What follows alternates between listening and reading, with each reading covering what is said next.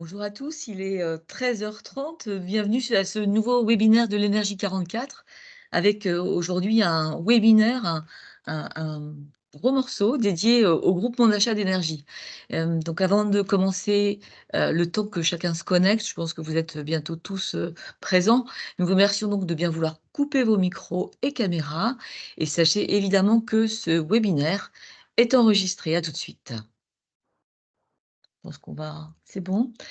Eh bien donc, groupement d'achat d'énergie, c'est, le titre de cette, et la raison d'être de ce webinaire, aujourd'hui avec des actualités, le point sur les évolutions réglementaires et puis un très long, focus, sur la campagne d'optimisation tarifaire d'électricité qui est comprise, dans, le marché, électricité, et c'est une publication annuelle.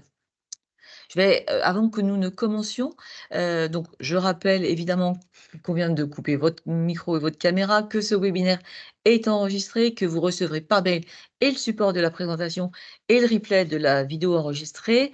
Encore une fois, mais je pense que vous avez l'habitude, si vous avez des questions, des réactions ou des remarques, la messagerie instantanée vous est ouverte et un temps de réponse de toute façon, suivra, la fin du webinaire. En tout cas, merci de ne pas intervenir à l'oral lors de la présentation et pour toutes les questions vraiment spécifiques, que vous pourriez avoir, eh bien, n'hésitez pas à les adresser directement à votre interlocuteur TE44 et en l'espèce, Romain Buffet, qui, nous accompagne. Je vais, céder la parole à Christelle Humski, directrice générale des services, pour, le mot introductif, d'accueil. Bonjour à tous et bienvenue donc au webinaire sur les achats d'énergie. Je tiens à excuser Raymond Charbonnier, le président du territoire d'énergie 44 et Frédéric Dunet qui n'ont pas pu se joindre à nous aujourd'hui. Donc, vous allez découvrir les actualités des prix d'énergie, des achats d'énergie, dûment présentés par Romain Buffet qui est notre chargé de mission achat groupé d'énergie et également un focus sur la façon d'optimiser vos contrats, donc qui sera emmené par Engie et Pure Énergie. Donc, merci à eux. Je leur laisse la parole sans plus attendre. Très bien, eh bien, le sommaire peut-être, Romain, c'est toi qui prends la Ouais, main? c'est parti. Du coup, aujourd'hui, on va vous présenter, comme à chaque webinaire, une actualité, les évolutions, les perspectives sur les marchés de l'énergie. Donc, comme d'habitude, c'est Antoine de Pure Énergie qui nous accompagne dans la stratégie d'achat qui va vous présenter toutes ces actus. Dans un second temps, vous avez dû voir passer ces infos, notamment dans la presse, dans multiples médias ou via votre fournisseur actuel Engie, des augmentations de la part acheminement du gaz naturel, mais aussi les augmentations des taxes intérieures de gaz naturel et d'électricité. Donc, on fera un focus là-dessus et voir les impacts sur vos budgets qui avaient été présentés lors du dernier webinaire en décembre. Ensuite, un petit focus sur les dernières prises de position pour construire notre prix 2025. Donc, comme vous le savez, on va vous remontrer un peu la construction des prix 2024 et la construction des prix ELEC et gaz pour les lots avec Engie pour 2025. Et enfin, je laisserai la main à Engie, votre fournisseur depuis le 1er janvier, pour la campagne d'optimisation tarifaire. Du coup, Antoine, je te laisse la main. Oui, bonjour à tous. Donc, on va parler un petit peu des actualités du marché de l'énergie ces dernières semaines, notamment, puisque la dernière fois qu'on s'était parlé, donc c'était en fin d'année dernière, et depuis, c'est vrai que on voit que les prix ont plutôt la baisse qui était déjà assez importante en fin d'année dernière à continuer. En fait, les prix ont continué de baisser. Donc, on a repris les différents, donc depuis juillet 2023, les différents événements qui ont pu avoir des impacts haussiers ou baissiers sur le marché. Et la première raison en fait de la baisse que vous voyez là sur le graphique, c'est un hiver relativement doux, hein, un petit peu à l'instar de l'hiver précédent. Les températures ont été plutôt clémentes. Donc, la demande sur le gaz naturel en Europe et donc en France également, a été relativement faible, à la fois parce que la demande de chauffage était peu importante par rapport à certains hivers, aussi parce que la demande industrielle n'a pas véritablement repris. Alors ça a un petit peu augmenté par rapport à la même période l'année précédente, mais c'est pas forcément très significatif. Et la dernière raison, en fait, l'autre raison de cette baisse, c'est qu'on a utilisé beaucoup moins de gaz cet hiver pour produire de l'électricité que l'hiver précédent. Pourquoi? Parce que les moyens de production autres que le gaz, donc nucléaire, éolien, photovoltaïque, hydraulique, eh bien, la capacité de production de ces sources a été très abondante, notamment la production éolienne, hein, qui a dépassé de beaucoup les objectifs de prévision. Donc la conséquence, c'est qu'on a moins eu besoin du gaz pour équilibrer le réseau. Donc la demande a été plus faible et jusqu'à atteindre un niveau, donc, que vous voyez sur la courbe, hein, sur la courbe bleue, donc la référentière +1, de 27 euros par mégawattheure, un peu moins. Donc 27 euros par mégawattheure, on n'est pas tout à fait au niveau d'avant 2021-22, hein, puisque avant 2021-22, on avait un prix moyen du gaz qui était à 20 euros. Donc on n'est pas revenu à ces niveaux-là, mais on s'en rapproche de façon très importante, de façon même imprévue. Et en revanche, vous voyez que sur la fin de la courbe, on a un rebond, un léger rebond, hein, une correction technique. Donc il y a plusieurs indices qui sont repartis à la hausse, notamment le gaz. Et pourquoi? Parce que à 27 euros, c'est vrai qu'on se rapproche des coûts de production du gaz naturel liquéfié américain, notamment, donc du coût de production du GNL américain, à tel point qu'il y a certains producteurs américains qui, voyant les prix trop bas, ont commencé à réduire leur livraison vers l'Europe. Donc on est peut-être juste voilà, à ces 25, grosso modo entre 25 et 30 euros, à un niveau de support structurel lié au coût de production du GNL. Voilà. Donc, s'il est trop tôt pour dire, que ce soit sur le gaz ou l'électricité, hein, je serais peut-être plus rapide sur l'élec, mais il est encore trop tôt pour dire que le marché va repartir à la hausse. Peut-être il ne va que se stabiliser parce que les fondamentaux offre-demande restent plutôt bons, mais c'est vrai que ce sera compliqué quand même, a priori, d'aller durablement en dessous de cette valeur de 27 qui correspond au coût de production du GNL. Parfait. Antoine, Voilà. juste pour rappel, j'en profite, juste le prix de la courbe bleue, c'est le prix 2025, en rouge le prix 2026 et en vert le prix 2027. Vous allez retrouver l'équivalence de ces codes couleurs pour l'électricité que Antoine va vous présenter juste tout de suite. Oui, tout à fait. Donc là, sur l'électricité, on a une courbe qui est très corrélée à ce qui se passe sur le gaz, hein. Le gaz est toujours le principal driver des prix de l'électricité, hein, avec les prix du CO2 aussi qui influencent fortement les prix de l'élec. Le développement aussi des capacités de production renouvelables, eh bien, a tiré un peu plus les prix vers le bas aussi, hein, sur l'électricité. Et donc, vous voyez donc la production éolienne abondante, donc j'en parlais. Le fait que le CO2, donc j'en ai un petit peu parlé avant, mais c'est vrai que le CO2, vous savez que les producteurs d'électricité à partir du gaz ou de charbon, ce sont des gros émetteurs de gaz à effet de serre. Donc le fait de produire 1 mégawattheure d'électricité, ils émettent donc du CO2, ils émettent du CO2 et ils sont obligés d'acheter des quotas. Donc plus le prix des quotas de CO2 est élevé, plus le prix de l'électricité va être élevé. Et les prix des quotas de CO2 qui il y a encore 6 mois étaient à 100 euros par tonne, aujourd'hui, il y a quelques semaines, sont descendus à 50 euros par tonne.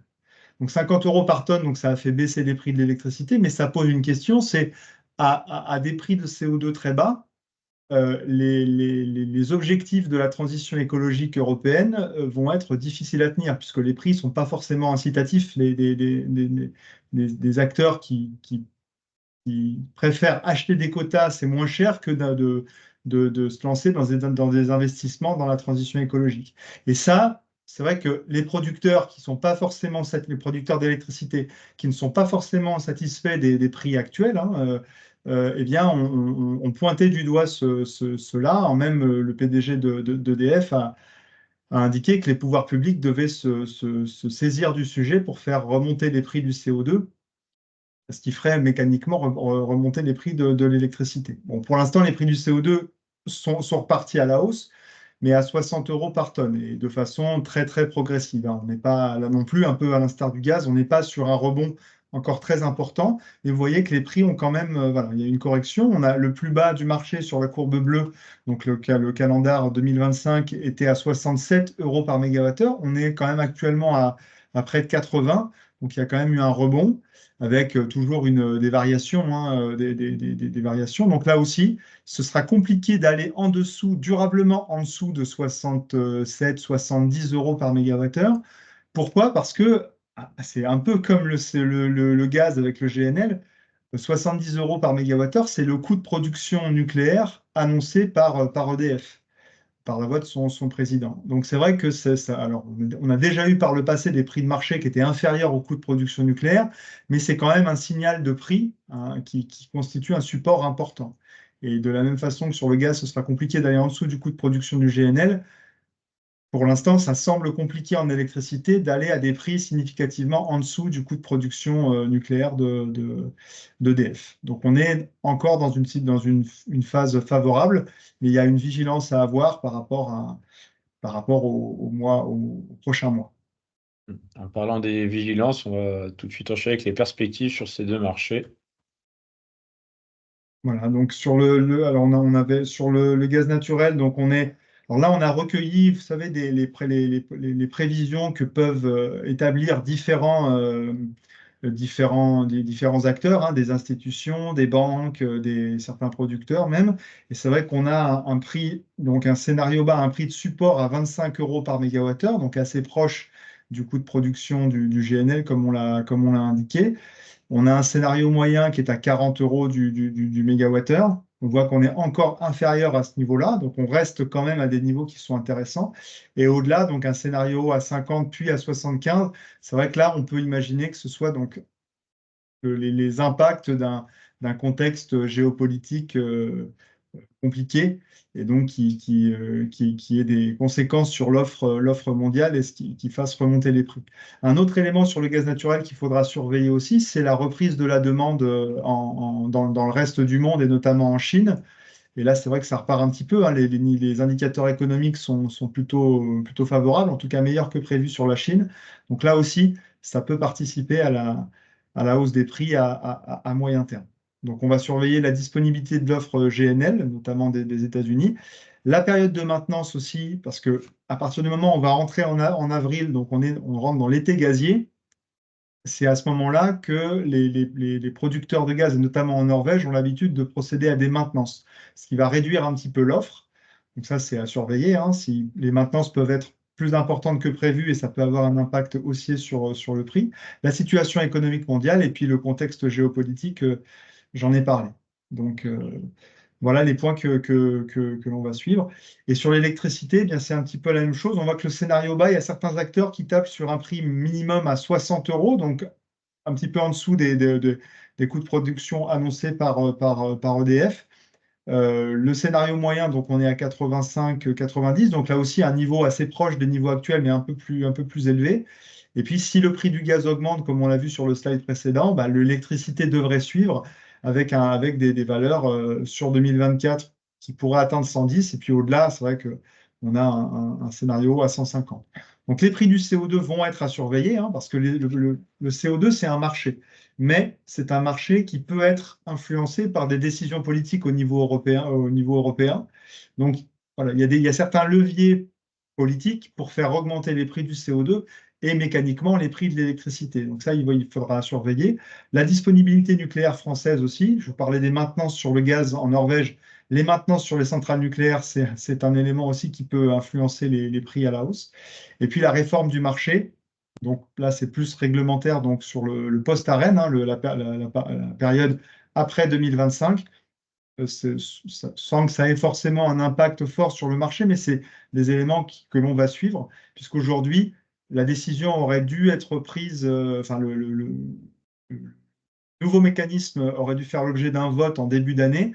Le fait que le sujet énergie repasse dans le giron du ministère de l'économie, donc ça a repoussé un petit peu les choses. Et le vote de ce nouveau mécanisme a été repoussé donc au plus tôt au deuxième semestre 2024. Donc on voit que voilà, c'est pas pour tout de suite. Voilà, on n'a pas forcément encore de visibilité réglementaire sur la situation post 2026. Mais j'allais dire, c'est pas très très grave, puisque les prix de l'électricité, en fait, actuellement, sont tellement intéressants que nous, ce que l'on conseille à nos clients de façon globale, hein, c'est voilà, dès lors qu'on a un contrat sur 2026, eh bien, c'est de commencer à prendre des positions parce que les niveaux actuels de marché sont peut-être plus favorables que ce que permettra que ce dont vous fera bénéficier la réglementation une fois que le schéma sera décidé. Donc, cette incertitude réglementaire ne doit pas vous freiner dans la contractualisation de 2026 et même dans la prise de position. Et ça, on aura l'occasion d'en reparler. Très bien. Merci Antoine pour toutes ces actus et interprétations des marchés de l'énergie. Comme d'habitude, vous pouvez poser des questions dans le chat si besoin. Et dans tous les cas, de mon côté, j'enchaîne avec les augmentations des taxes en électricité et en gaz. Alors, dans un premier temps, on va parler de l'augmentation de l'acheminement du gaz naturel. Donc, tout ça est régi par la CRE, la Commission de régulation de l'énergie, qui est un peu le gendarme de l'énergie au niveau français. L'idée là, c'était de l'acheminement dans le gaz naturel. La taxe, elle est appelée ATRD. Vous la retrouvez sur vos factures de gaz naturel, donc actuellement chez Engie, votre fournisseur du marché groupé. ATRD, qu'est-ce que ça veut dire? C'est l'accès tiers au réseau de distribution. Et cette période réglementaire d'acheminement évolue tous les 4 ans. Et là, on va arriver au mois de juillet à l'anniversaire et au passage de l'ATRD 6 à l'ATRD 7. Qu'est-ce qui se passe et pourquoi c'est 27,5% d'augmentation pour l'acheminement du gaz naturel? Alors, il y a deux sujets. Le plus 20% que j'ai mis sur la période 2020-2023, en fait, l'ATRD 7 a été mis en place et recalculé par rapport à toute la période 2020-2023 qui était en plein Covid et confinement. Et la crise sanitaire et énergétique, plus les aléas climatiques, a fait que là, il y a une grosse baisse de la demande de gaz naturel et du coup beaucoup moins de recettes pour le gestionnaire de réseau. Donc il y a une compensation qui se fait par un manque exceptionnel de demande et de consommation de gaz naturel, donc qui sera compensé par la mise en place de la TRD 7. Et les 7,5%, ça va être lié à l'augmentation des charges et une tendance à la baisse suite au conflit qu'a pu évoquer Antoine précédemment, que ce soit en Ukraine ou au Moyen-Orient, où on a un peu une destruction de la demande de gaz naturel avec de la mise en place de réseaux de chaleur, etc. Où voilà, on va moins consommer de gaz naturel puisque c'est une énergie fossile carbonée et dans tous les objectifs européens et mondiaux, on va tendre vers une électrification et du coup une moins consommation d'énergie fossile, que ce soit pétrole, charbon ou gaz naturel. Donc ces 7,5% arrivent dans ce sens. Pour rappel, je vous ai mis un petit camembert à droite. La partie acheminement, donc en violet, pèse 15% dans nos prix 2024 de gaz naturel. Avant crise, donc même avant Covid, on était plutôt sur un tiers de fourniture d'énergie en bleu, un tiers d'acheminement et un tiers de taxes. Voilà, les prix de l'énergie ont explosé. Du coup, la part gaz naturel pur liée à la fourniture d'énergie, liée à la mise en concurrence qu'on réalise dans le cadre du groupement d'achat, a du coup une part plus prépondérante dans votre facture TTC. Et second objectif, donc là, on évoquait des problèmes de l'ancienne période de la TRD 6 qui, par compensation, fait augmenter la TRD 7. Il y a aussi, encore une fois, lié à des objectifs, c'est de remplacer le gaz gris, on va dire, le gaz fossile à 100%, par du gaz renouvelable.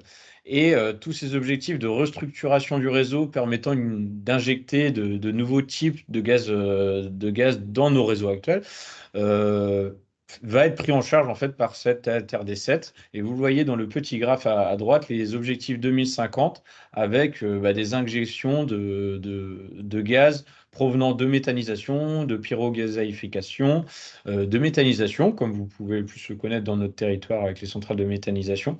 Et puis, demain, enfin ça s'étudie dès maintenant, mais demain, potentiellement de l'hydrogène qui peut être créé par électrolyse ou par d'autres énergies renouvelables.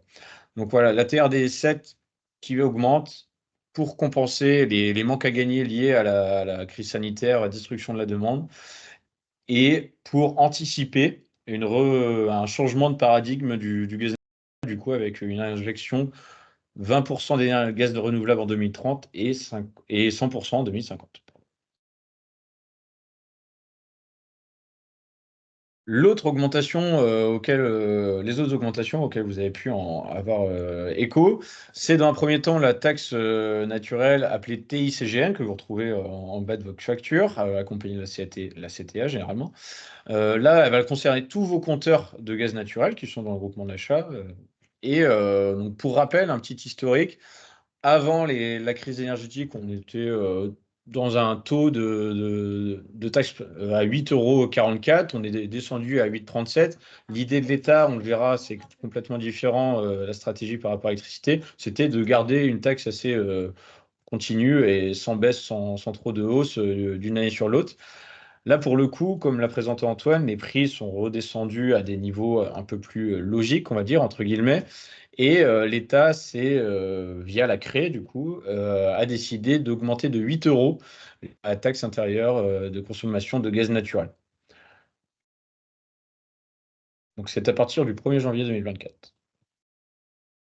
Pour l'électricité, donc c'est pour ça que je mets un petit bémol entre les deux énergies, où en fait, l'État incitait à moins consommer de gaz. Pour le coup, l'électricité, on y est tous raccordés et afin que tout le monde puisse se couvrir un peu ce qu'ils appelaient le bouclier tarifaire et ne pas subir des triplements de facturation entre les années d'avant-crise et de crise, l'État avait mis un bouclier tarifaire pour la période 2022-2023. Donc avant crise, avant la mise en place du bouclier tarifaire, la TICFE, autrement appelée CSPE, et maintenant appelée Axise. Oui, il s'amuse à l'État à changer de dénomination. Elle était à 22,50 € du mégawattheure avant 2022 et pendant la crise, elle a été réabaissée à son taux le plus bas. Donc, vous avez dû tous le remarquer en fait sur vos factures, à 0,5 € du mégawattheure pour les tarifs supérieurs à 36 kVA, anciennement appelés tarifs jaunes et verts, et à 1 € du mégawattheure pour les compteurs inférieurs à 36 kVA, anciennement appelés tarifs bleus. Encore une fois, les prix sont redevenus classiques et l'État a décidé de remonter pas à son niveau le plus haut, mais augmenter de 20 € du mégawattheure cette taxe intérieure de l'électricité. Donc après ces aspects réglementaires, je me dirais quel impact sur les budgets des membres du groupement d'achat? Alors, pour rappel, on va avoir 2 slides. Le premier, marché historique qui reprend nos groupements d'achat gaz naturel qui avaient débuté en 2015 et électricité en 2016. Puis le second marché, en parallèle, qui était sur la période 2022-2023. Donc dans un premier temps, le lot gaz naturel, donc on revoit un peu, toute l'évolution des prix, liés au groupement d'achat. Donc on part de 2021, 50 € à une période de crise en ayant doublé le montant TTC. Donc depuis tout à l'heure, on vous parle beaucoup de prix d'énergie. On était vraiment hors toute taxe. Là, ce que je vous présente, c'est vraiment le budget TTC 2024 de vos collectivités. Donc là, pour estimer et mettre à jour vos budgets par rapport à ce qu'on a présenté en décembre 2024, hors augmentation que je viens de présenter, vous avez juste à faire un produit entre le montant TTC que je vous présente dans ces tableaux et vos consommations annuelles. Donc là, je mets juste en lumière, en rouge, l'augmentation du budget avec la partie acheminement.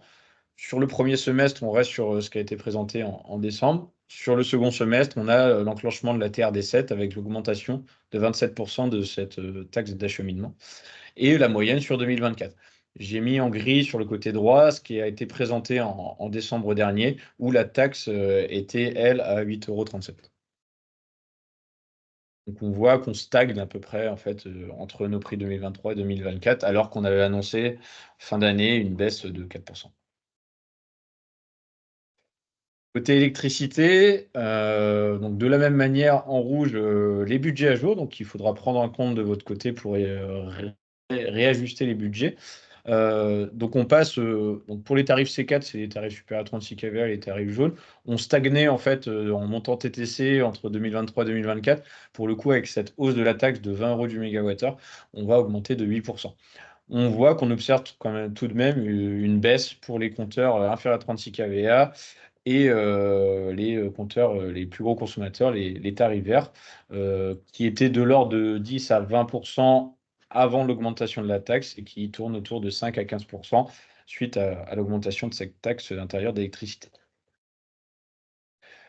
Et comme je l'évoquais à l'instant, le marché en parallèle, donc on est sensiblement sur les mêmes coûts, mais voilà, pour que chaque collectivité puisse mettre à jour son budget par rapport à l'historique de ces marchés.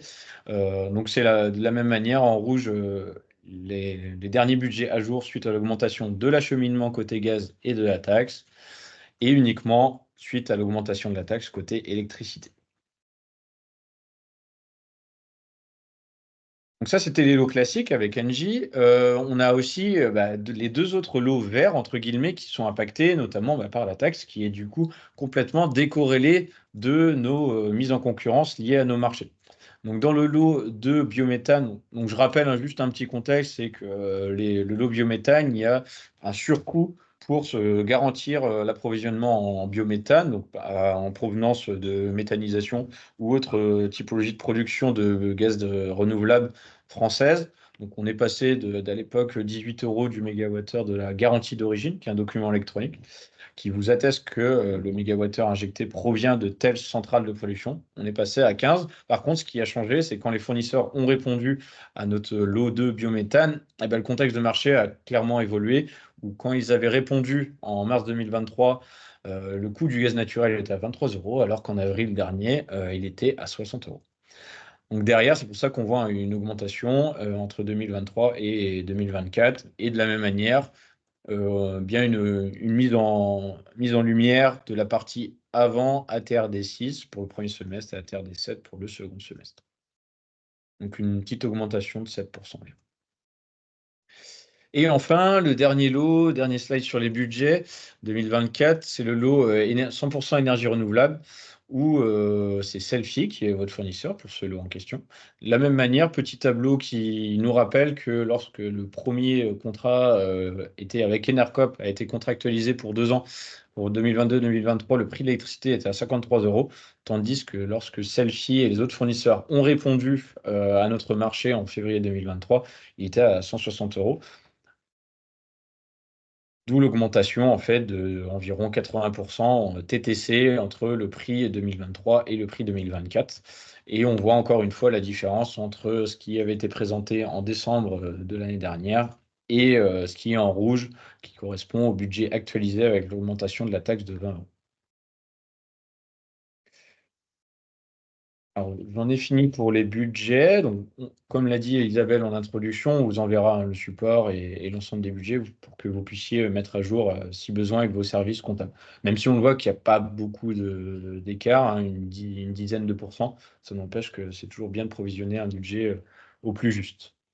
Donc ça, c'était prix 2024. Maintenant, on va passer au prix 2025. Donc là, je ne vais pas vous présenter un budget prévisionnel, mais juste un peu une transparence sur les prises de position pour construire nos prix électricité et gaz naturel avec Engie, pour le coup, dans les lots classiques, gaz naturel et électricité.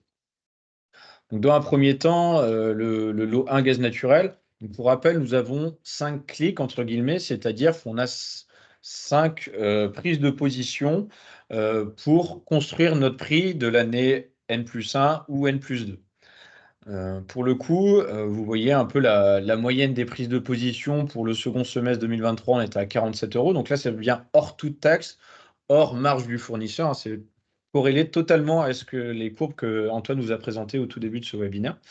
En 2024, on était en moyenne, donc vous voyez sur la gauche les 3 prises de position, à une moyenne de 51 € du mégawattheure de gaz naturel. Et pour 2025, nous avons pris 3 positions. Pour l'instant, nous avons cliqué, entre guillemets, 60% de notre prix 2025 et nous sommes aujourd'hui à 41 €.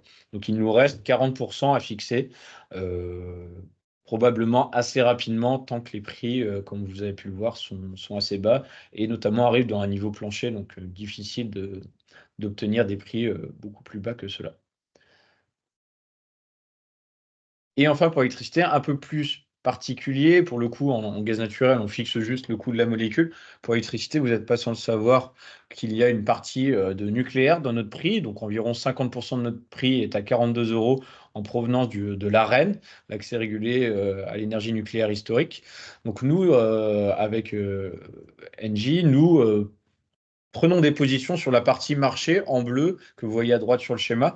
Et là, on le voit, pour 2024, nous étions à une moyenne de 189 €. Une partie qu'on achetait en écrêtement à Rennes, c'est-à-dire que tout le monde, tous les fournisseurs n'ont pas accès à toute l'énergie à 42 €. Donc, on anticipe un achat du manque. On avait bloqué à 184, et puis pour le coup, on a réacheté sur le marché pour avoir bien 100% de notre prix. Pour 2025, nous avons tout bloqué, contrairement au gaz où il reste 60. Donc, nous sommes sous la barre symbolique des 100 € du mégawattheure pour le haut de courbe, donc à 50% environ de notre prix, on va dire, et 50% à 42 €, sachant qu'il est bien à noter que c'est pour cela qu'on ne vous montre pas vos budgets estimatifs, c'est qu'il reste la part de l'écrêtement, donc le manque d'Arenh à 42 € que l'on devra fixer avec Engie, probablement dans les semaines ou mois qui vont suivre, vu le contexte, encore une fois, du marché baissier. Voilà, et avant de passer la main à Engie, juste un petit rappel sur aussi le gros sujet du jour, l'optimisation tarifaire en masse 2024. Quelles économies attendre pour l'ensemble des membres du groupement d'achat? Alors, juste un rappel, dans le cadre du cahier des charges, dans notre CCTP, nous demandons à chacun des fournisseurs qui répond à notre marché groupé d'exposer sa méthode d'optimisation tarifaire en masse, de l'ensemble des compteurs dont il est titulaire dans le lot en question, dans le périmètre. Il y a deux aspects pour optimiser son contrat.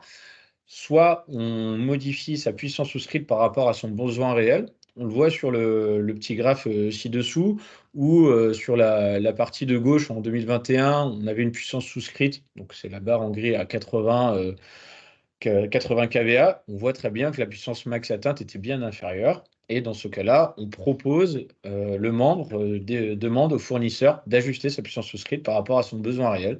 Et du coup, là, on avait, pour cet exemple, baissé la puissance souscrite à 60 €, à 60 kVA, pardon. L'autre aspect, l'autre variable dans le cadre de l'optimisation tarifaire, c'est la FTA, la formule tarifaire d'acheminement, qui doit correspondre à son profil de consommation. Pour le coup, Engie va vous faire un petit récap de toute la méthode qu'ils ont mis en place, toutes les variables qu'ils ont regardées sur les 10 000 points de livraison du lot 3 électricité dont ils sont titulaires depuis le 1er janvier, et vous exposer toute la méthode, la procédure à laquelle vous allez devoir manipuler pour valider ou non en fait, les optimisations qu'ils vous ont proposées. Donc voilà, je vous propose, avant de passer la main à Engie, si vous avez des questions, sinon on y va. Si les questions viennent au fil de l'eau, n'hésitez pas sur la conversation. Et sinon, Corinne, je pense que je vais pouvoir te laisser la main et te laisser partager. Ok, ça marche. Bonjour à tous. Donc, à la demande de Romain, nous nous immisçons dans votre point mensuel afin de vous présenter la démarche concernant la campagne d'optimisation tarifaire. Alors, certains d'entre vous connaissent déjà, mais c'est toujours bon d'avoir une petite piqûre de rappel. Et puis, on va également en profiter pour se présenter à nouveau. Tout le monde n'était peut-être pas connecté lors du lancement de marché. Donc en fait, bon, je suis lancée, j'y vais. Donc Corinne Cesbron, je suis responsable territoriale pour Engie, entreprises et collectivités, pour les grands comptes publics, donc sur Bretagne et Pays de Loire. À ce titre, j'accompagne en fait tous les clients publics type syndicat comme le vôtre, TE44, dans leur achat d'énergie. Et une fois que les marchés sont gagnés, je vais être garant de la bonne exécution des engagements contractuels. C'est-à-dire que tous les engagements sur lesquels on s'est positionné lors de la réponse à l'appel d'offres. Moi, je vais aller chercher toutes les équipes au sein d'entreprises et collectivités pour faire en sorte qu'on y réponde au mieux. Donc, la campagne d'optimisation tarifaire est un de ces engagements. Donc, je suis venue entourée de plusieurs personnes, et notamment là, 2 personnes, hein, Jean-Paul Moïse et Éric Wyss, qui eux sont entre autres, je dis entre autres parce qu'ils font pas que ça, spécialisés sur la campagne d'optimisation. Et puis, Gulchen Osé, que peut-être pour certains d'entre vous, vous avez peut-être déjà interagi avec elle, que je vais laisser se présenter aussi, qui est pilote de compte et qui me vient en appui, ainsi qu'en appui de Ramatoulaye. Alors, Ramatoulaye n'est pas connecté, mais c'est certainement la personne avec laquelle vous avez le plus d'interaction au quotidien, puisque c'est votre responsable parcours client. Donc, c'est elle qui va répondre à toutes vos demandes que vous envoyez sur espace-public. Gulchen, tu peux te présenter, puis on laissera la main après à Jean-Paul et à Eric. Oui, bonjour à tous. Donc, Gulchen Osé, je suis pilote de compte. Donc, je viens en appui de Corinne et de Ramatoulaye, donc votre responsable parcours client, donc sur toutes les demandes qui peuvent être complexes. Et je m'assure aussi de la bonne exécution donc, des engagements qui sont pris par Engie. Voilà. Donc, je laisse la main à Jean-Paul et Eric pour la suite. Bonjour, donc Jean-Paul Moïse et Éric Wyss, vos deux compères pour l'optimisation sur cette campagne. Donc, ravi de vous trouver et de pouvoir échanger avec vous sur ce sujet. L'introduction a été très bien faite par vos coordonnateurs du TE44. Donc le but de l'optimisation, c'est de participer à la maîtrise et à la baisse, en l'occurrence, de la facture, en jouant sur le fait que le péage que vous payez auprès d'Enedis ne correspond pas forcément à la situation actuelle de votre compteur. Et donc, tout ce qu'on paye en trop est totalement superflu. Et donc, le but, c'est de réexaminer régulièrement la manière dont on consomme les comptages pour s'assurer que le péage payé à Enedis correspond bien et de la manière la mieux ajustée à la situation de consommation du PRM. Alors, on ne peut pas faire ça trop souvent parce qu'il faut quand même avoir suffisamment de recul et il faut surtout attendre 12 mois entre deux modifications. Donc, on ne va pas s'exciter à le faire tous les 3 mois. Un an d'attente, c'est raisonnable. Et on est cette année dans une situation un petit peu particulière parce que Enedis fait un grand chamboule-tout sur les comptages inférieurs à 36 kVA.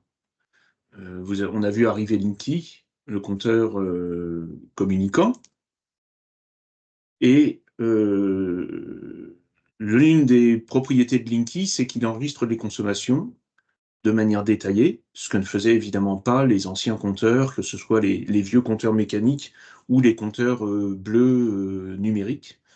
Et donc, il permet d'avoir une visibilité très précise sur la manière dont le comptage consomme. Et la nouvelle étape que franchit Enedis cette année, d'ici le 1er août, et ça va commencer le 1er avril, c'est que toute la part Enedis va être structurée en matière de tarifs en 4 index.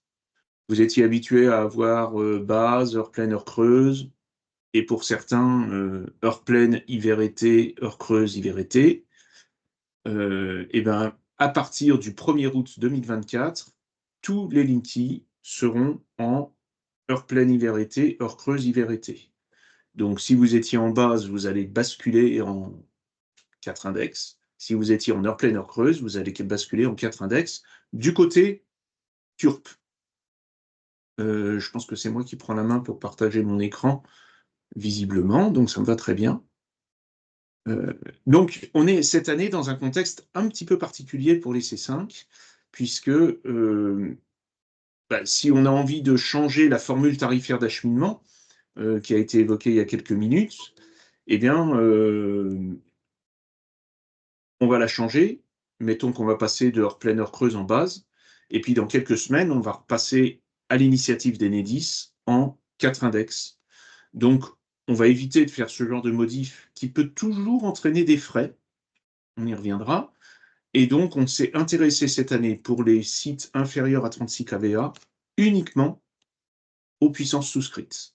C'est la particularité de cette année. Et c'est une particularité qui a des ramifications parce que, comme c'est un calcul différent de celui qui est câblé automatiquement dans nos machines, eh ben, on a été obligé de faire le calcul à la main. Et donc, on a, pour pouvoir vous restituer ces calculs faits d'une manière, alors à la main, avec des outils un peu industrialisés, hein. C'est pas mis sur un coin de table, sur des milliers de comptages. Mais du coup, on va vous présenter les résultats au travers de 2 portails de restitution différents. Et donc, vous aurez cette année, cette fois-ci, à aller sur 2 portails différents pour prendre connaissance des résultats qui vous concernent. Alors, quelques mots, ceci étant dit, sur donc l'optimisation. Quelques rappels sur le TURP.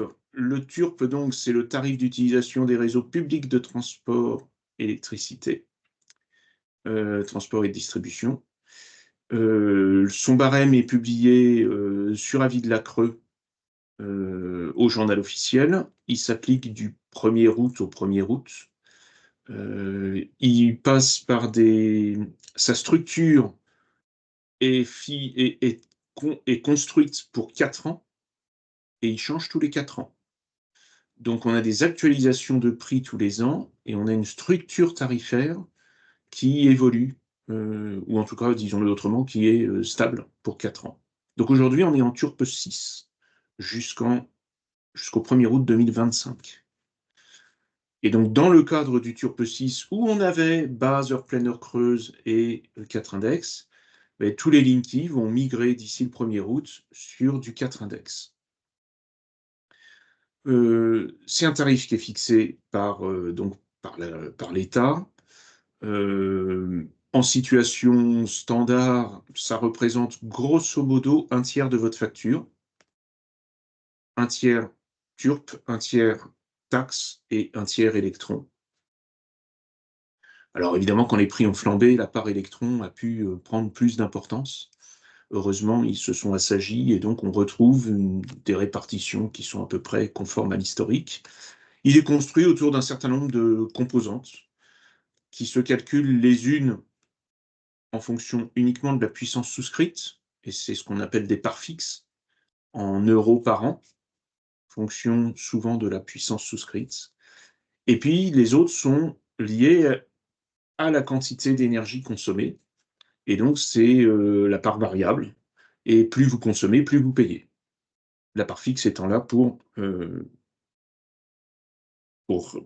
payer la facture inévitable liée au fait que vous êtes branché au réseau et que le réseau fonctionne.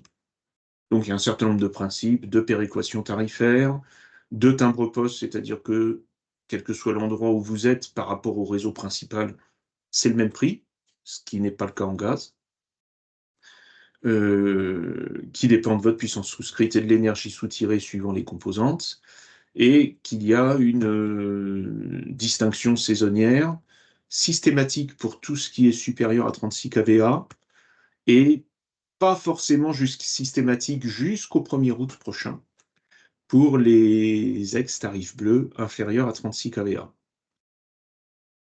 Il y a également une particularité que vous avez peut-être pour la plupart d'entre vous en tête, c'est que quand on est chez soi ou quand on est dans un bâtiment professionnel inférieur à 36 kVA, il y a un disjoncteur. Donc si on a souscrit 12 kVA et qu'on essaye d'en tirer 13 ou 14, ça disjoncte. Et l'installation s'arrête. Sur les supérieurs à 36 kVA, il n'y a pas de disjoncteur et il y a un complément de facturation pour les dépassements de puissance souscrite. Et c'est là qu'arrive le jeu intéressant de l'optimisation, puisque si on prend les C4, c'est-à-dire ceux qui sont raccordés en basse tension, les C4 ne voient ces dépassements de puissance facturés que s'ils durent au moins 1 heure.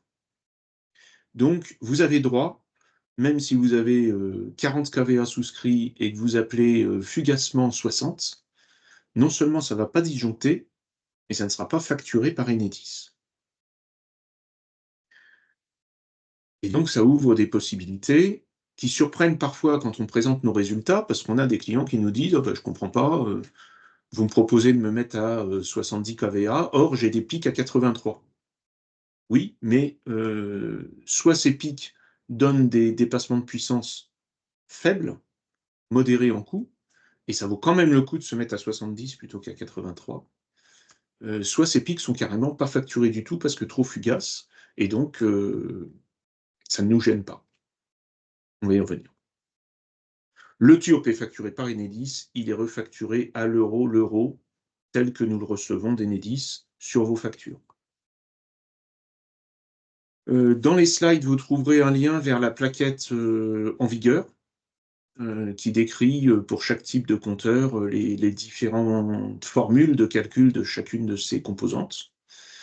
Et puis, vous trouverez également un lien pour les plus curieux d'entre vous vers les calculatrices, les simulateurs mis à disposition par la Creux, permettant de se dire, bah, ce comptage qui est actuellement en 70 kVA, qu'est-ce que ça ferait si je le mettais en 86?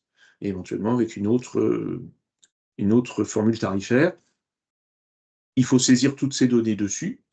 Nous, évidemment, quand on a fait nos calculs, on a été chercher toutes les données d'historique les plus fraîches auprès de Enedis, et c'est ces données qu'on a automatiquement intégrées et exploitées.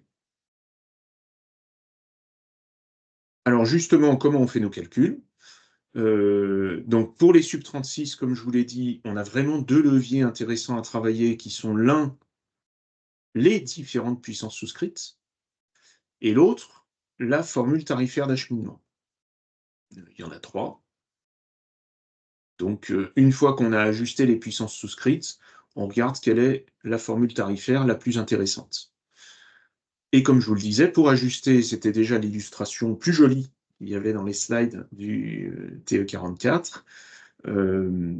Vous avez on a un terrain à partir du moment où on connaît les courbes de charge, ce qui est le cas désormais pour tous les sites supérieurs à 36 kVA, on a le détail 10 minutes par 10 minutes des consommations de chaque point, et donc on peut finement régler la hauteur de la courbe en pointillé qui est votre puissance souscrite, de manière à faire en sorte que la part fixe qui est proportionnelle à la puissance souscrite soit la plus faible possible, tout en s'autorisant éventuellement des dépassements de puissance supportables, puisqu'ils sont facturés et qu'il n'y a pas de risque de disjonctage.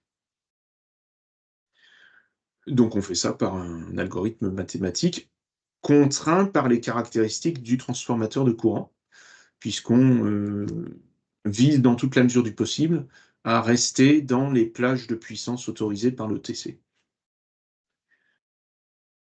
Et puis une fois qu'on a réglé nos puissances, donc sur les C4, vous avez 4 puissances souscrites, heure pleine, heure creuse, hiver, été. Sur les HTA, vous avez 5 puissances, pointe, heure pleine, heure creuse, hiver, été.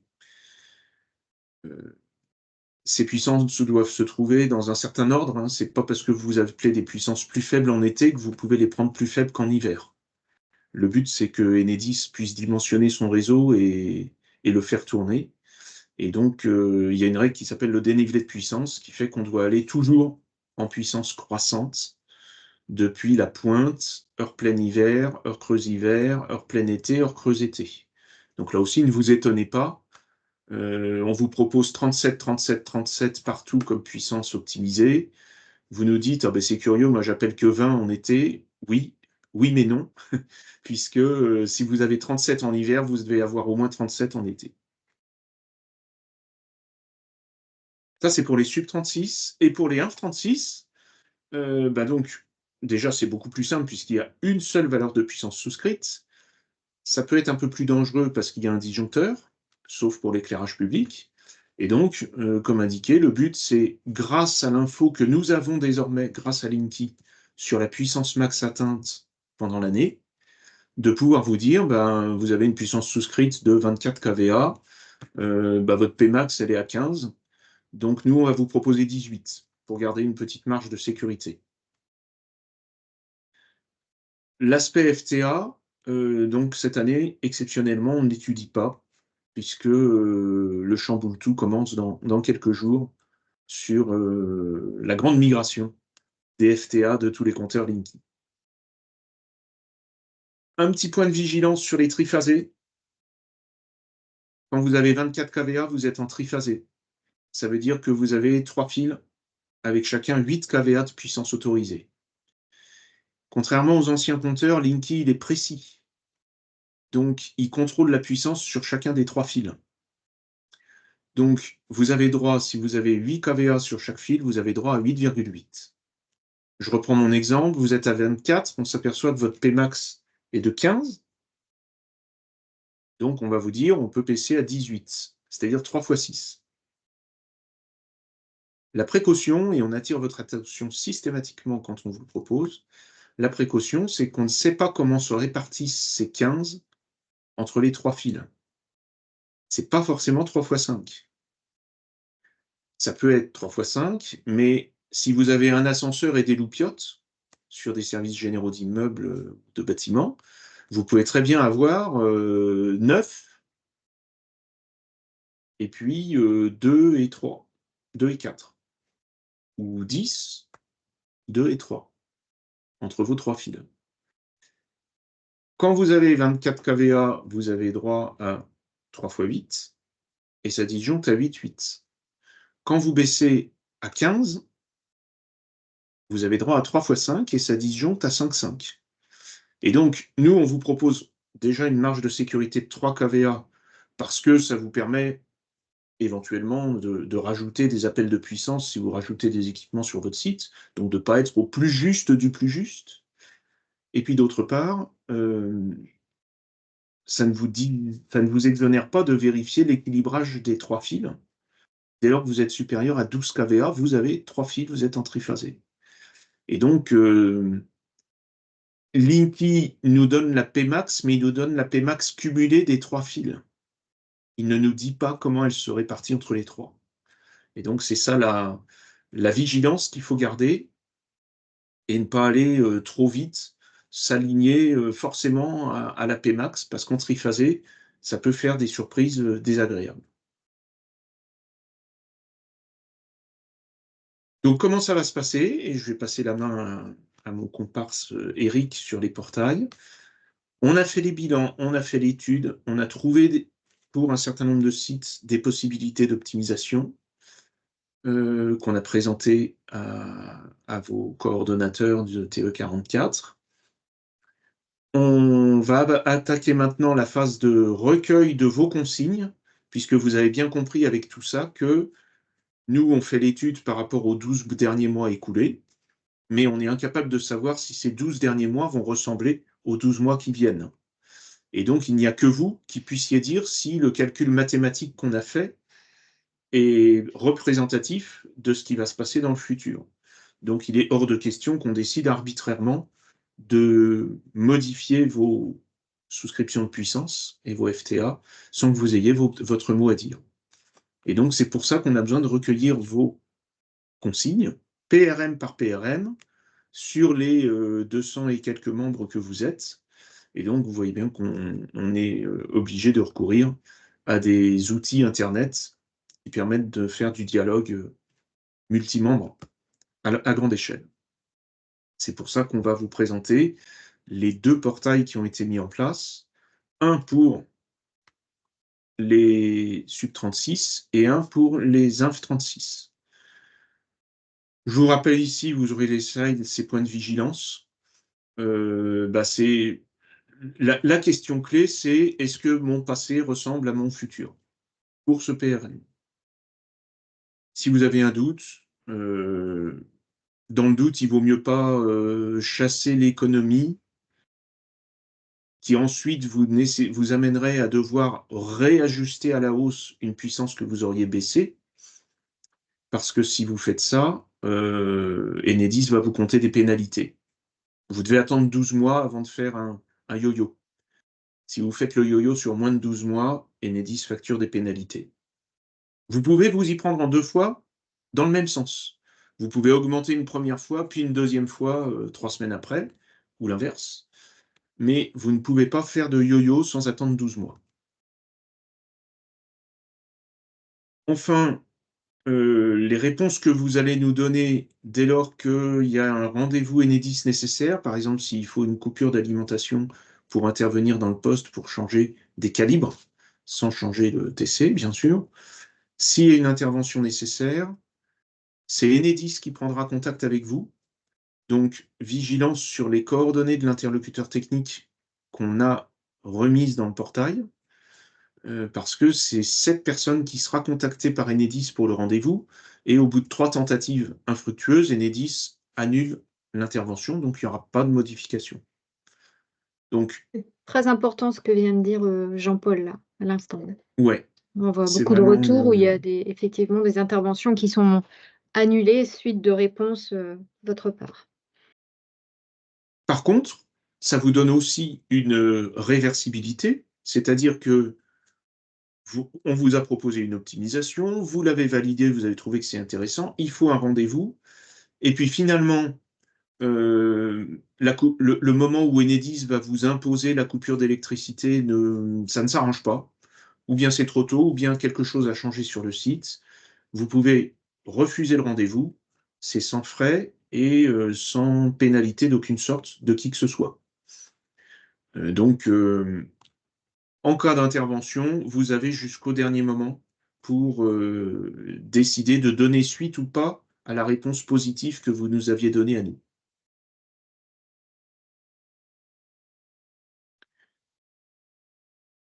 Les chiffres. Les chiffres, donc on a étudié beaucoup de sites. Alors il y en a toujours qui ne sont pas étudiables parce que les données ne sont pas enregistrées par Enedis, parce que il y a des trous dans l'historique qui font que on ne prend pas le risque de vous proposer une optimisation sur un historique trop incomplet. Donc, au final, on arrive aux éléments qui sont ici. On a quand même près de 1800 sites optimisables entre les C5 et les autres. Près de 190 membres concernés. Évidemment, il y a une large superposition entre les deux colonnes du tableau. Et on totalise, si vous validiez toutes nos propositions, on totaliserait près de 700 000 euros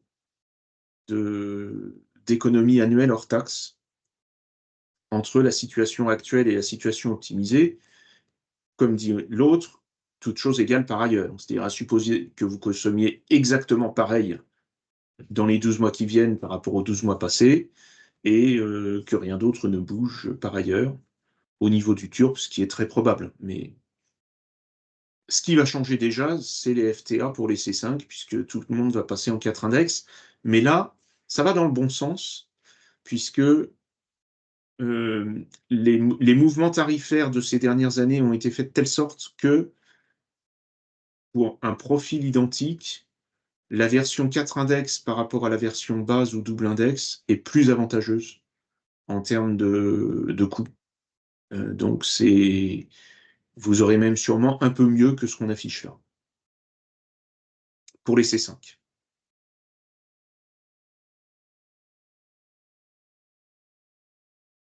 Donc, comment ça se passe? On en est là dans le synopsis, on a fait notre étude, on a présenté nos résultats à TE44, qui a trouvé que c'était présentable à ses membres.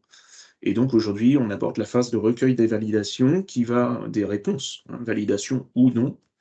Et on va vous laisser 1 mois, 4 semaines exactement, jusqu'au 26 avril, pour avoir le temps de réfléchir, de faire quelques analyses supplémentaires si besoin. Et puis ensuite, les mises à jour vont se déclencher suivant un timing qui est, alors on laisse contractuellement un peu de temps au distributeur, donc 26 avril, on va demander des dates d'effet 1er juin, et ça pourra s'étaler plus loin en fonction des dates de rendez-vous.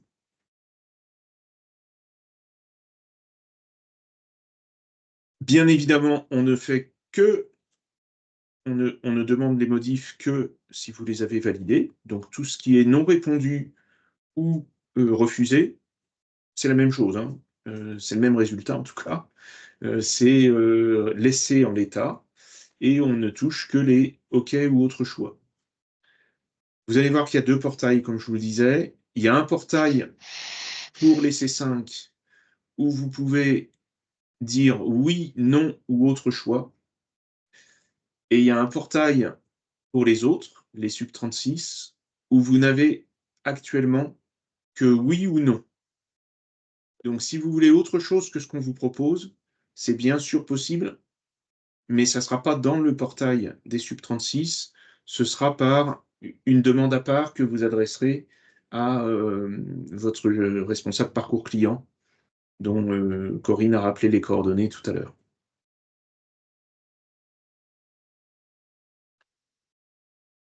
Voilà les grandes lignes. Si vous avez quelques questions avant la démo, elles seront bienvenues.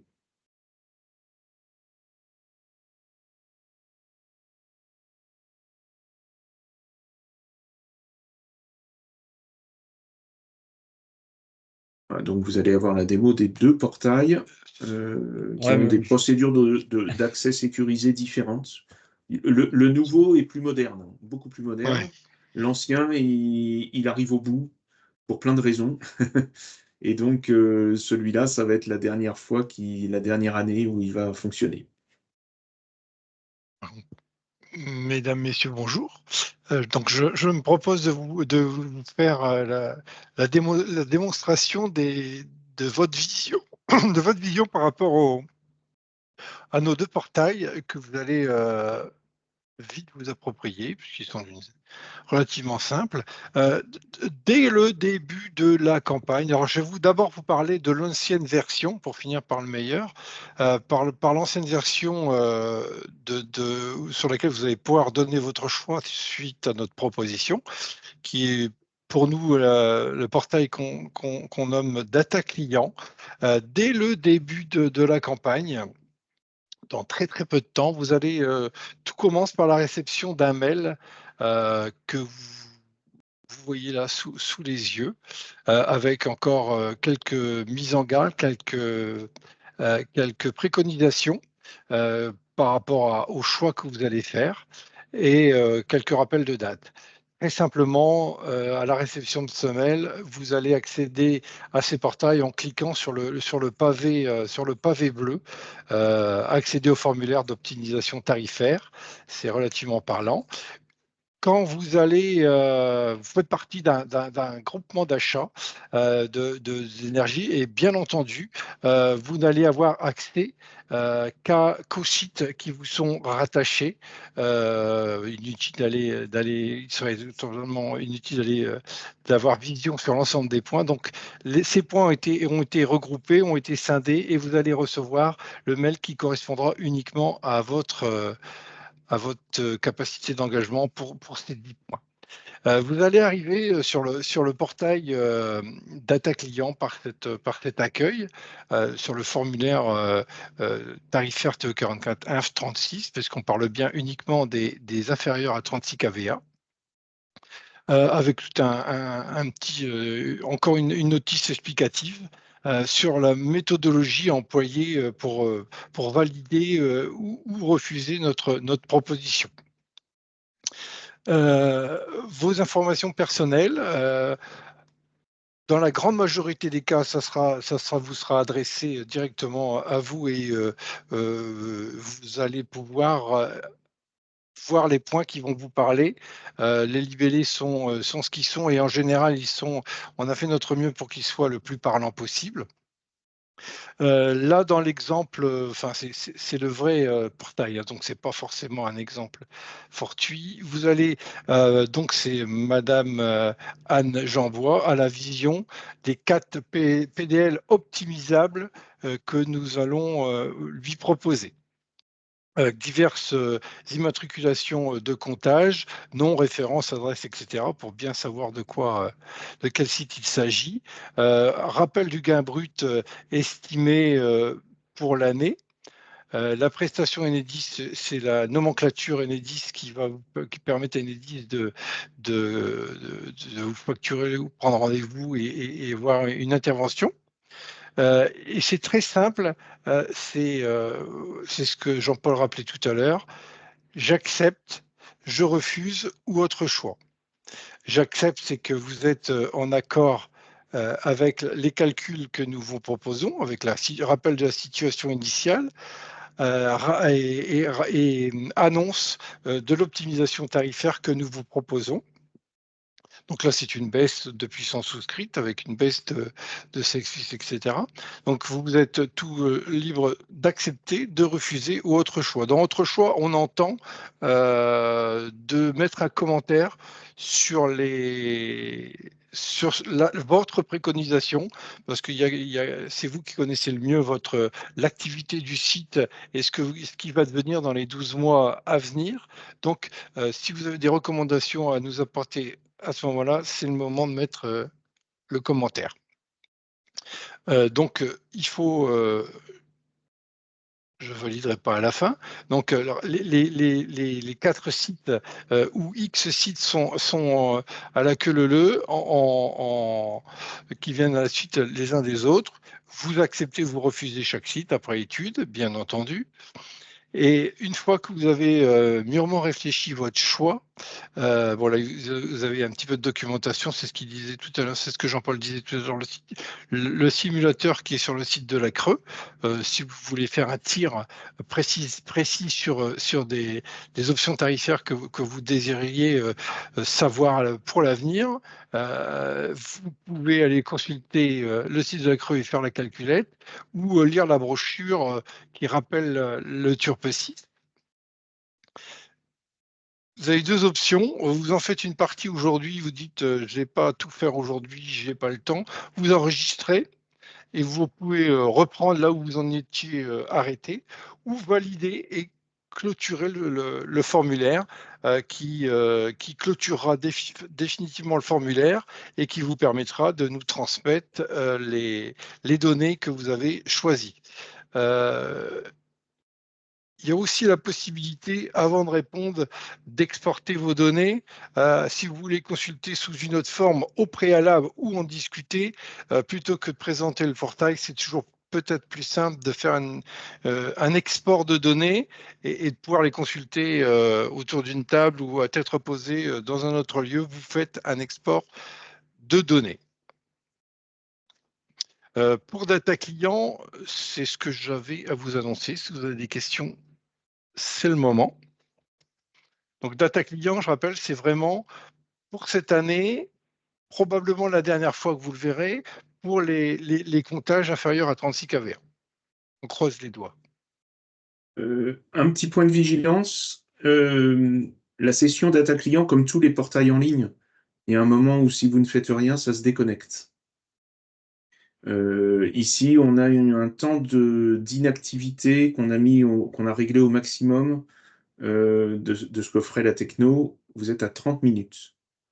Autrement dit, si vous renseignez des réponses et puis que vous êtes accaparé par un coup de téléphone qui vous fait passer à autre chose, si vous restez 30 minutes sans cliquer sur rien dans le data client, il va se déconnecter, mais il ne va pas enregistrer ce que vous aviez coché. Donc, veillez, le bouton enregistrer et finir plus tard, ça mange pas de pain enfin, c'est vraiment souhaitable de cliquer dessus si vous reportez sur une autre activité. Hein. Parce que ça peut être piégeux. Je laisse le portail en l'état, je reviens, bah, tout est perdu. Bon, après, vous avez toujours la possibilité d'y revenir très facilement en conservant le mail et en renouvelant votre connexion. Hein. Il n'y a rien de perdu C'est juste dommage d'avoir perdu les données qui pourraient être, que vous auriez besoin de recommencer une deuxième fois pour pouvoir les valider. En ce qui concerne les comptages supérieurs à 36 kVA, donc c'est maintenant la plateforme Opti qui fonctionne sensiblement pour commencer comme data client. Vous allez recevoir un mail avec encore toujours des mises en garde et des préconisations d'usage. Quelques rappels de prudence. Et pareil, vous pouvez enregistrer votre connexion et aller sur le portail par un simple clic sur le lien qui vous emmènera, là encore, sur les sites qui vous sont attribués.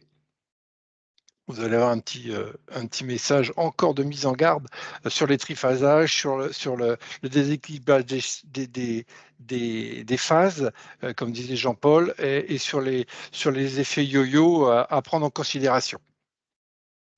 Bien que là, on parle des sub-36, hein, mais le portail est prévu pour intégrer tous les comptages. Donc le warning, il y est systématiquement, même si dans le cas d'aujourd'hui, c'est hors sujet, puisque vous ne trouverez dedans que vos sites sub-36 pour lesquels il n'y a pas ce problème-là. Mais ça arrive à grands pas et voilà. Puis ça fait toujours un pense-bête. Voilà. Et donc, la forme est sensiblement différente, un peu plus ludique, plus parlant, mais l'intérieur on parle toujours d'optimisation tarifaire avec des vues qui. Alors là, c'est dans le cas d'un membre qui aurait 2 sites, hein, puisque là c'est une base test, on peut aller moins loin dans la démarche avec Optique, avec Data Client. Donc j'ai créé une base d'exemples, mais ici il y a deux sites, mais vous pouvez en avoir 10, 15, 20, 100 selon ce que vous avez vous en propre, avec la possibilité de rejeter ou valider l'optimisation tarifaire qui vous est proposé. Alors ici, on voit que c'est une puissance souscrite uniquement. On a le gain et le coût de la prestation Enedis qui est ici. En cliquant sur la petite flèche qui est ici, vous avez le développé des calculs qui ont été faits. Donc là, il y a plus de postes forcément puisque c'est un comptage sub-36. Mais le fonctionnement reste le même. Je rejette ou je valide. Forcément, là, je ne peux pas. Mais vous validez et à la fin, vous pouvez valider votre formulaire de la même façon. Il est là. Vous validez et puis vous obtenez un site n'a pas été renseigné. Donc c'est pour ça qu'on est un peu plus bloqué avec Opti, mais vous pouvez faire votre démarche de la même façon, rejeter ou valider chaque site, sachant que rejeter, ça revient à ne rien faire. Si vous décidez de ne rien faire sur toute une liste, il suffit de rien faire et on ne le prendra pas en compte. Voilà pour ce qui est de la présentation d'Opti, qui fonctionne sensiblement de la même façon. Il y a juste une notion d'ouverture de compte pour authentifier. Il y a l'export que tu n'as pas signalé, Eric? Oui, alors après, à chaque fois, sur chaque masque, quand vous avez cette petite flèche d'exportation, ça va vous générer un fichier Excel que vous allez retrouver dans vos téléchargements et que vous pourrez exploiter de la même façon, soit pour les partager, pour les consulter, pour vos outils de calcul, si vous en avez et que vous voulez les enregistrer. Vous pouvez systématiquement, à plusieurs étapes, générer un fichier d'exportation. Et puis vous avez le bouton rejeter tout ou valider tout qui permettent de tout faire en bloc, qui n'existe pas dans Data Client. Voilà. Si vous l'avez travaillé avant et que vous dites je suis en accord à 100% avec les optimisations tarifaires que Engie me propose, vous validez tout et puis ça vous évite de les passer un par un ou les rejeter.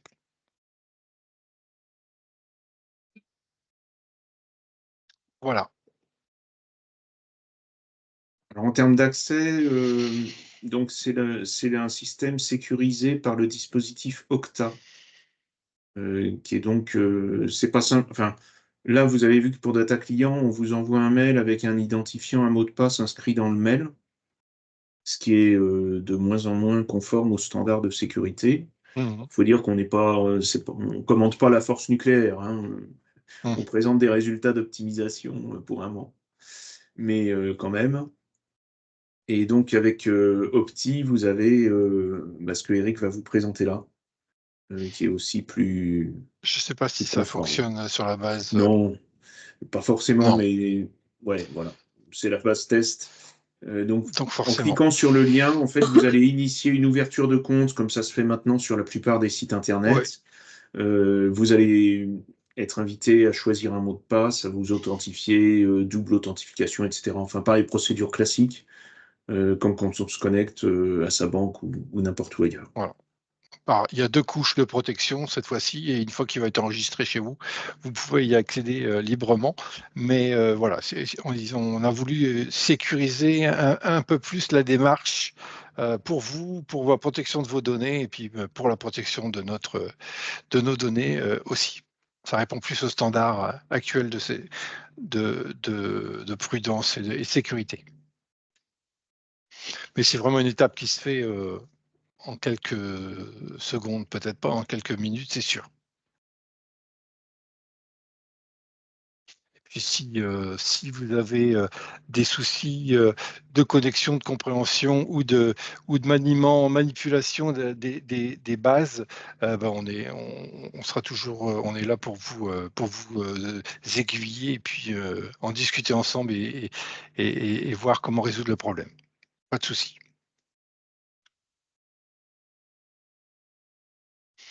En ce qui me concerne, s'il n'y a pas de questions, c'est terminé. Ok, donc moi j'ai répondu de mon côté aux questions dans le chat. En tout cas, merci à tous les deux. C'était plutôt clair et on voit que au fur et à mesure des années, les outils d'optimisation tarifaire en masse des fournisseurs évoluent. Donc là, vous avez bien vu qu'il y a ces petites périodes de transition entre les deux typologies de compteurs, mais lors de la prochaine, potentiellement dès 2025, nous aurons accès à juste un seul outil, Opti, du C'est côté ça. d'Engie en tout cas. C'est sûr. Il Ouais. rassemblera, c'est sûr, ok, tout le monde a C'est entendu, c'est certain. enregistré.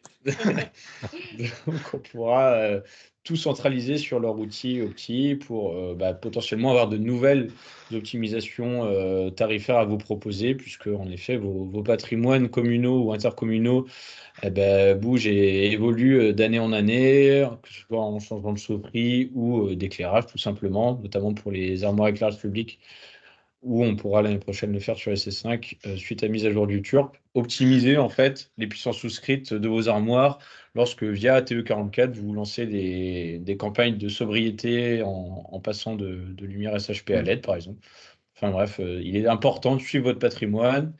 L'optimisation tarifaire en masse effectuée par les fournisseurs est une première étape. Ça n'empêche qu'au fil de l'eau, c'est vous qui maîtrisez vos consommations et c'est à vous d'ajuster au jour le jour, enfin peut-être pas au jour le jour, en anticiper vos contrats d'énergie avec vos fournisseurs.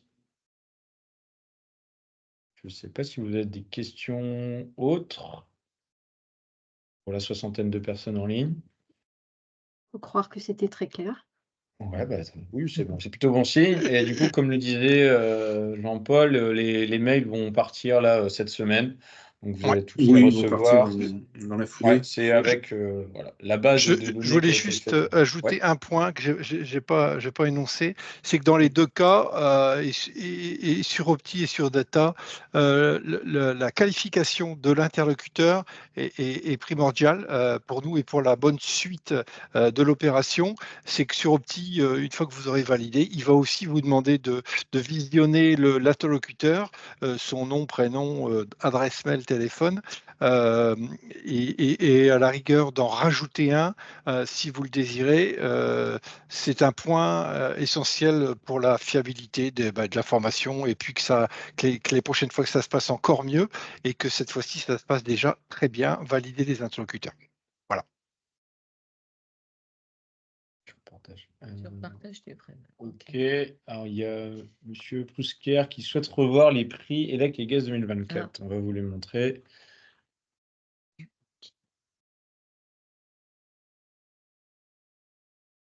De mémoire, c'est Grand Champ des Fontaines. Vous étiez dans le lot. Non, vas-y, je te laisse faire. Vous étiez dans le lot numéro 2, il me semble. Enfin, de le marché en parallèle. Hop. Et du coup, quelle était la question sur les prix? Parce qu'après, on va vous les envoyer, hein. On vous envoie la présentation d'Engie, la présentation de TE44 fusionné, la rediffusion du webinaire. Donc, il n'y a pas de souci, on vous les enverra. Et ça me fait un petit teasing. On va aussi vous envoyer le guide d'exécution des marchés pour les 4 lots, avec notamment toutes les procédures d'ajout, de retrait ou de modification de l'ensemble de vos compteurs, que ce soit électricité ou gaz naturel. Vous le verrez, enfin vous avez déjà dû le voir là depuis le début de l'année, ça se passe maintenant en ligne sur le site et l'espace client d'Engie. Donc on va vous envoyer là d'ici la fin du mois un petit guide d'exécution des marchés. Vous pourrez récupérer toutes ces informations, notamment ces informations de budget 2024, mais aussi les BPU des 4 lots.